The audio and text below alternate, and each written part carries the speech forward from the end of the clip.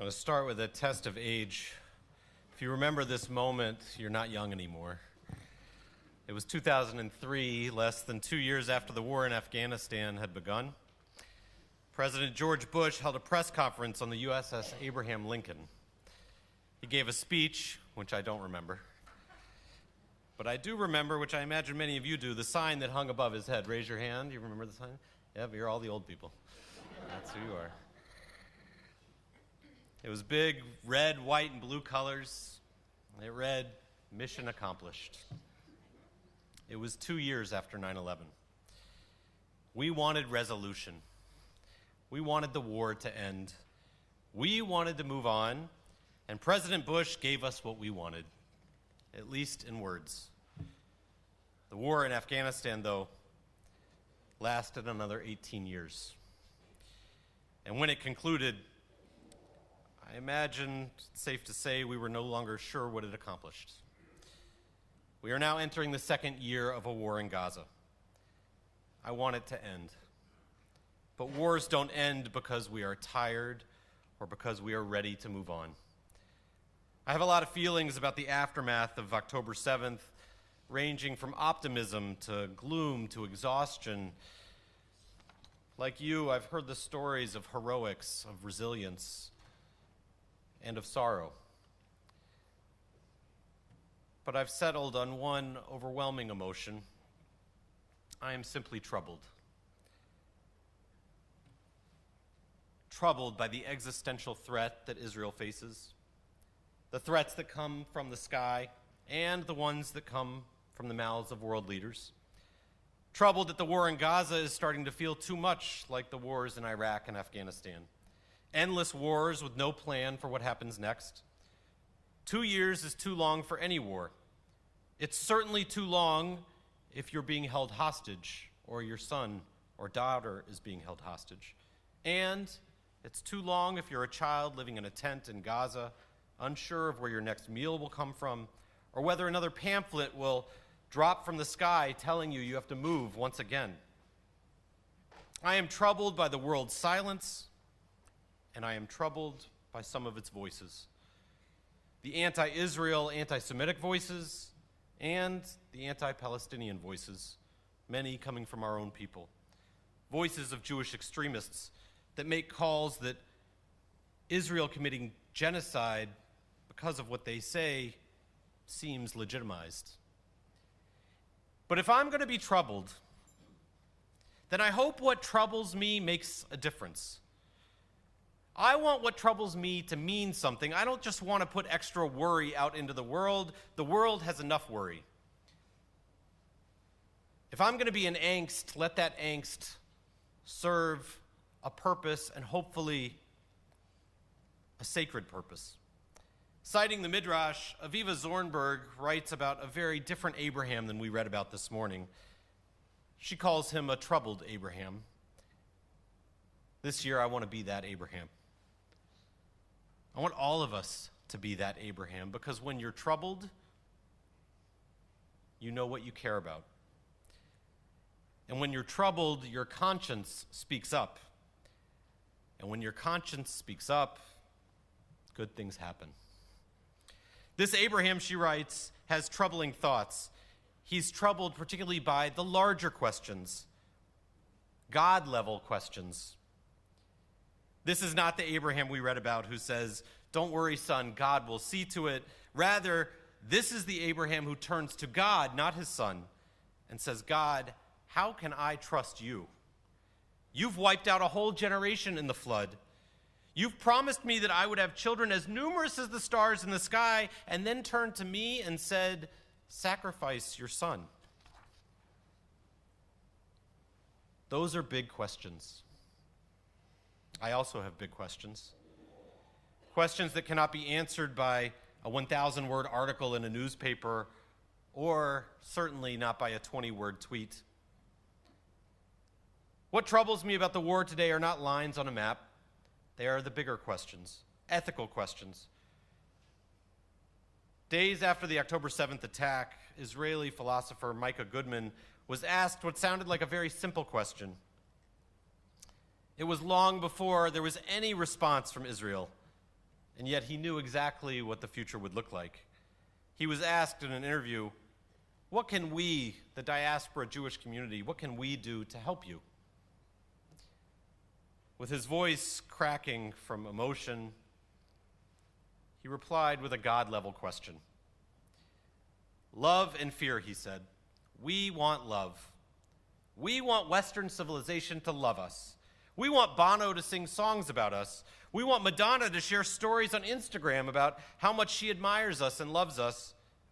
That's what we, or what you in the West, want. You want to be loved in the West, not in the Middle East. Here in the Middle East, we don't want to be loved. We want to be feared.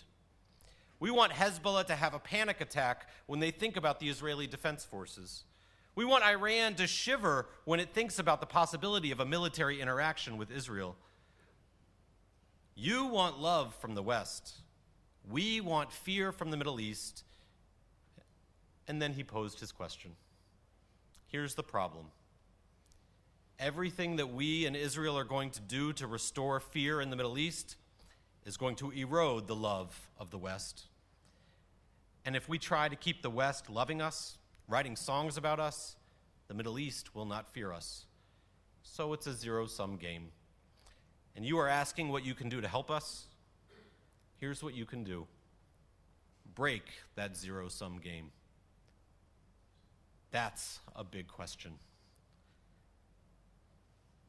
That's the question we should struggle with, among others. And it's a question we need a lot of help to answer. There's a debate to be had about whether Prime Minister Netanyahu is a good prime minister or not, about whether President Trump is a friend to Israel or a foe to the American Jewish community, but those questions are not worthy of troubling us for very long. We should be troubled with the big questions. Adonai, how do we bridge the gap between the love some of us seek and the fear some of us want to instill?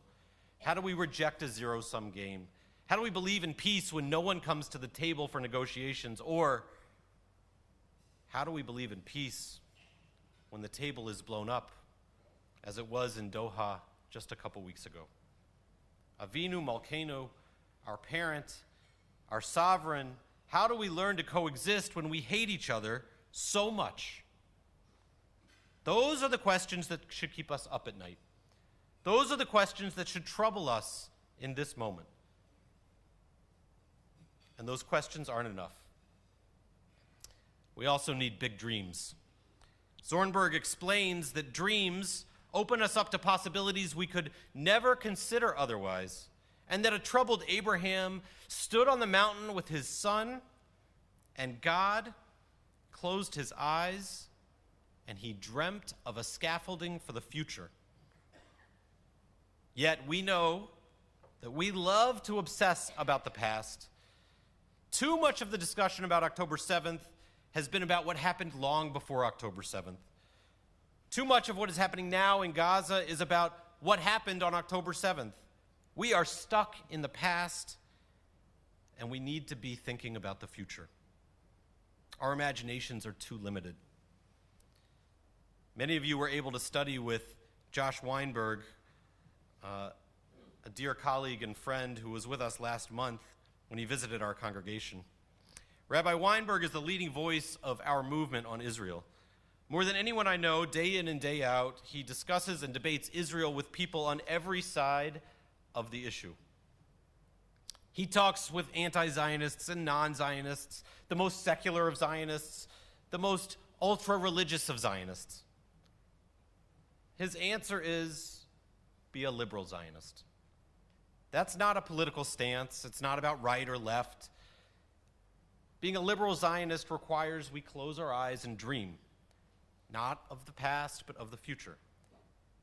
In his words, liberal Zionism demands the return of every hostage and the restoration of hope for Palestinians. It is to say to those calling for a Palestinian state that, yes, we want that state too.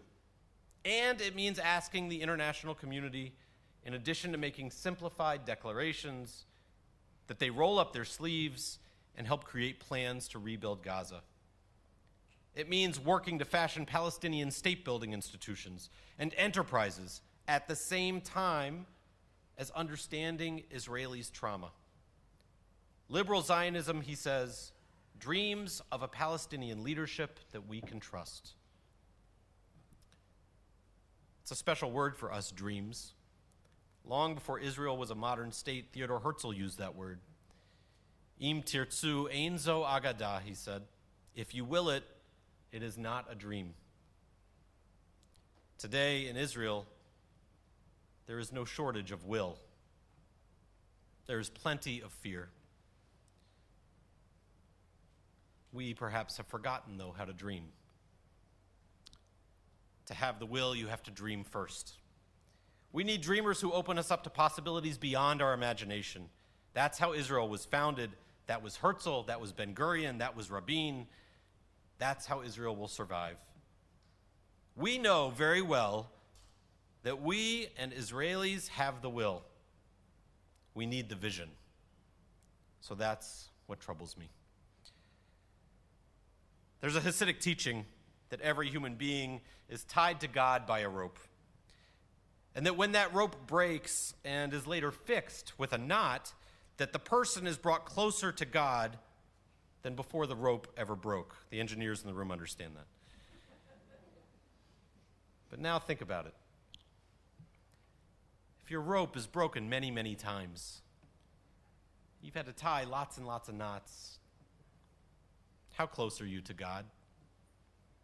How much closer than someone who's never had to struggle, who's never had to rebuild, who doesn't know what to do when something breaks apart?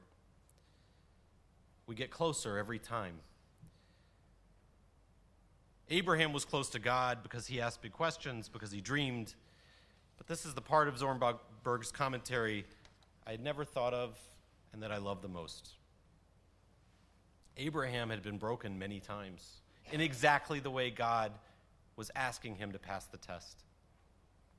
She imagines Abraham turning to God and reminding God how close they were. Reminding God that I'm not the one you asked to sacrifice his son. I'm the son of a father who I left to start a new people. I'm the husband of a wife who all we wanted was children and we couldn't have them. I'm the father of Ishmael, who once I finally had a child was sent away. Abraham knows the pain of losing a child. He hears the echoes of the injuries he's had before, and because he has so many knots in his rope, he hears the echoes of his responsibility. He knows what to do. He remembers his pain, but he remembers how to heal. Trauma has been defined as the echoes of our pain. Responsibility, it's the echo of our conscience when we feel that pain. October 7th hurt the Jewish people differently than it would others because we've been hurt in this same way before. Time and time again, October 7th referenced the language of the Holocaust. It was called a pogrom.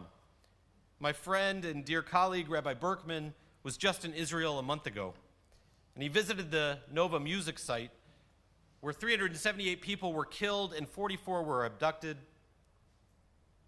When I asked him what it was like to go to such a place, he said, "You've been there before. It's just like Yad Vashem. You see the memorials to the people who died there, and you think of the wall with all the towns and Jewish villages that were lost." Trauma is the echo of previous pain, and it troubles us. But we have more echoes than that. We have the echoes of the response, because we've been doing this for a long time. It's the echo of our responsibility, of the voices that came out of the Holocaust, the voices like Elie Wiesel's, who taught us not to be indifferent, the voices of righteous Gentiles who reminded us that the world does care and that we're not alone, the voices of Jewish partisans, of Hannah Senesh, who fought for freedom. A troubled Abraham asks big questions, God-level questions, dreams of possibilities we can't imagine. And when trauma hits and the echo of a previous pain rears its head, he listens for other sounds because he knows they exist. In the Torah, that sound is the sound of a messenger of God, calling from the heavens, telling him to stop what he's doing, telling him to look and see the ram caught in the thicket, that sacrificing his son is not the plan, and that's when he passes the test. I dream of the day when a banner will be held high somewhere in Israel saying, "Mission accomplished." I wish that day had already come. But until it does, the promise we make is to be troubled.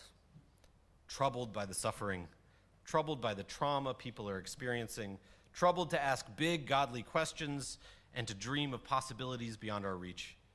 I will be troubled to listen for the echoes of what has saved us before. The voices of righteous people, the voices we recognize from previous generations.